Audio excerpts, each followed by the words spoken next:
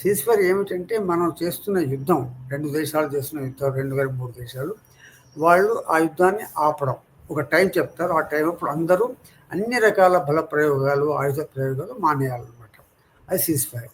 అంటే you are there where you are, but you not acting. మనం ఏమీ fight చేయట్లేదు, ఎవరు నష్టం చేయట్లేదు. దానికి ఒక టైం చెప్తారు. 2 దేశాలు ఒప్పుకుంటాయి. ఇప్పుడు లైక్ మన దేశంలో 7వ తేదీ నాడు మొన్న ఒప్పుకున్నారు, 9 నాడు సాయంత్రం ఒప్పుకున్నారు. ఏంటంటే 5 o'clock సాయంత్రం నుంచి సీజ్ఫైర్ కంప్లీట్గా ఎఫెక్ట్ కావాలి అని నిర్ణయించుకున్నారు 2 దేశాల సైన్యాధికారులు. అయితే ఎందుకు చేస్తారు ఇది? విరమించుకొని మళ్ళా దాన్ని ఎలా విరగొడతారు అంటే ఎవరో ఒకరు వైలేట్ చేస్తారు.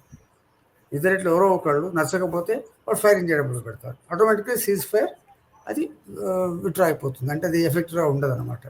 సీజ్ఫైర్ విరగొట్టడం చాలా సులభం, పర్మిషన్ అవసరం లేదు, అనుకుంటే చేస్తారు.